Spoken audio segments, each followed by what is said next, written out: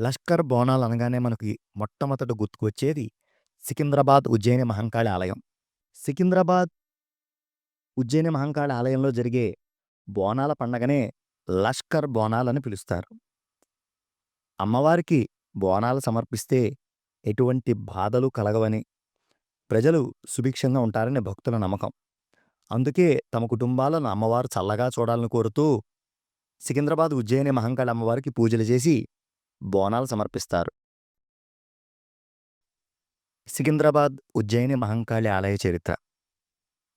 సికింద్రాబాద్‌లోని పాత బోయగూడకు చెందిన సుడెటి అప్పయ్య బ్రిటిష్ ఆర్మీలో పనిచేసేవారు.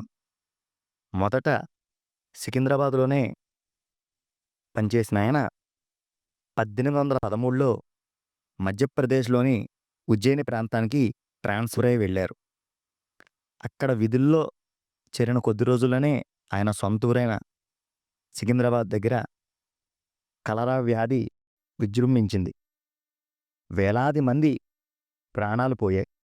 అప్పుడు సురేటి అప్పయ్య అమ్మవారిని దర్శించుకొని కలరా వ్యాధి తగ్గి ప్రజలందరూ మళ్ళీ ఆరోగ్యంగా ఉంటే తన సొంతూరులో ఉజ్జయిని మహంకాళి అమ్మవారి గుడి కట్టిస్తానని మొక్కుకున్నారు.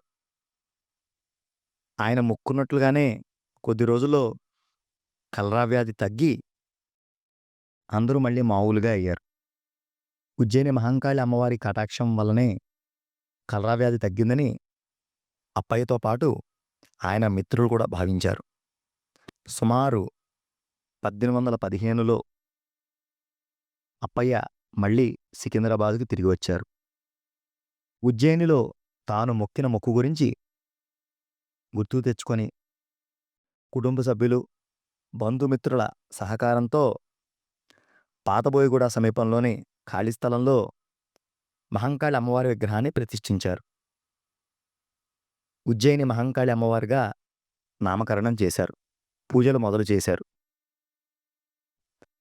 అప్పయ్య ఉజ్జయిని మహంకాళి అమ్మవారిని దర్శించుకుంది ఆషాఢమాసం కావడంతో సికింద్రాబాద్ మహంకాళి ఆలయంలో కూడా ఆషాఢంలో జాతర నిర్వహించాలని నిర్ణయించారు. జాతరకు ఎంతోమంది భక్తులు వస్తారు. వాళ్ళకి నీటి సౌకర్యం కల్పించాలని పక్కనే ఉన్న బావికి మరమ్మతులు చేస్తుండగా అక్కడ మాణిక్యాల అమ్మవారి విగ్రహం దొరికింది. ఆ అమ్మవారి విగ్రహమును కూడా మహంకాళి అమ్మవారి విగ్రహం పక్కనే పెట్టి పూజలు ప్రారంభించారు. తర్వాత అప్పయ్య కుటుంబ సభ్యులు ఆలయ నిర్మాణాన్ని చేపట్టారు. అప్పటినుంచి ఇక్కడ శాస్త్రోక్తంగా నిత్య పూజలు జరుగుతున్నాయి. 1815 నుంచి ఆషాఢమాసంలో ప్రతి ఏటా బోనాల జాతర నిర్వహిస్తున్నారు. అమ్మవారికి బోనం సమర్పించి మొక్కులు చెల్లించుకుంటే అంటువ్యాధులు సోకకుండా ఆయురారోగ్యాలతో, సుఖశాంతులతో అమ్మవారు చల్లగా చూస్తుందని ప్రజల నమ్మకం. అందుకే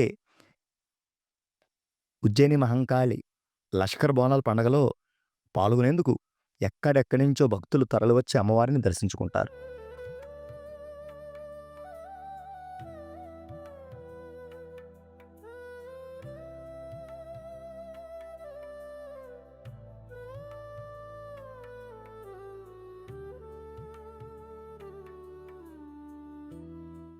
సికింద్రాబాద్ బోనాలకు 200 ఏళ్లకు పైగా చరిత్ర ఉన్నది.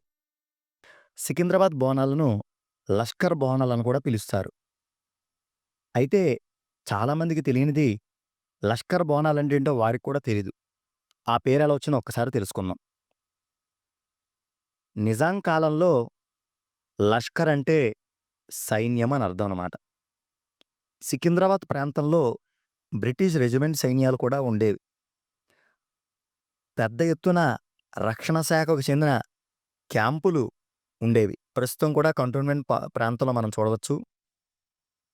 ఉజ్జయిని మహంకాళి అమ్మవారి విగ్రహ ప్రతిష్టాపన జరిగిన తర్వాత సికింద్రాబాద్ బోనాలను జరుపుకుంటున్నారు. సికింద్రాబాద్ అంతా కూడా మిలిటరీ సైన్యం ఉండేది కాబట్టి అందుకే దాన్ని లష్కర్ బోనాలని కూడా పిలుస్తారు. అందుకే ఆ పేరు వచ్చింది. బోనాలనేవి అమ్మవారిని పూజించే పండగ. ప్రత్యేకంగా తెలంగాణ ప్రాంతంలో దీనికి ఎంతో ముఖ్య స్థానం ఉన్నది. ఆషాఢ మాసంలో ఈ బోనాల పండగను జరుపుకుంటారు. తెలంగాణ ప్రత్యేక రాష్ట్రం ఏర్పడిన తర్వాత బోనాలను రాష్ట్ర పండగగా నిర్వహిస్తున్నారు. బోనం అంటే అమ్మవారికి సమర్పించే నైవేద్యం. బోనం అంటే అమ్మవారికి సమర్పించే నైవేద్యం. మహిళలు తమ వండిన అన్నంతో పాటు పాలు, పెరుగు, బెల్లం, మట్టి లేక రాగి కుండలలో తమ తలపై పెట్టుకొని డప్పులు, ఆటగాళ్ళు వెంటరాగా అమ్మవారి గుడికి వెళ్తారు. అమ్ మహిళలు తీసుకెళ్లే బోనాల కుండలను చిన్న చిన్న వేపరెమ్మలతో, పసుపు కుంకుమలతో అలంకరించి దానిపై ఒక దీపం ఉంచుతారు. లష్కర్ బోనాలకి భాగ్యనగరం కొత్త శోభను తీసుకొస్తుంది. సికింద్రాబాద్ ఉజ్జయిని మహంకాళి అమ్మవారి ఆలయం భక్తులతో కిటకిటలాడుతుంది.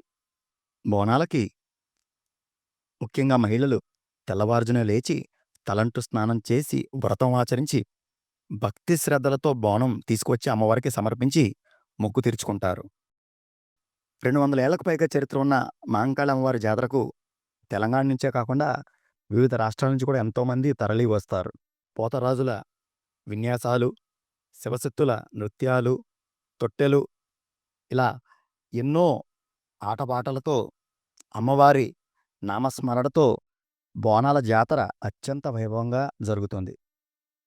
సికింద్రాబాద్ రైల్వే స్టేషన్ నుంచి సుమారు 2 కిలోమీటర్ల దూరంలో ఉన్న మహంకాళి అమ్మవారి ఆలయాన్ని అందరూ తప్పకుండా దర్శించాలని, అమ్మవారి అనుగ్రహానికి ప్రీతిపాత్రులవ్వాలని మనస్ఫూర్తిగా కోరుకుంటోంది భక్తి సోపానం ఛానల్.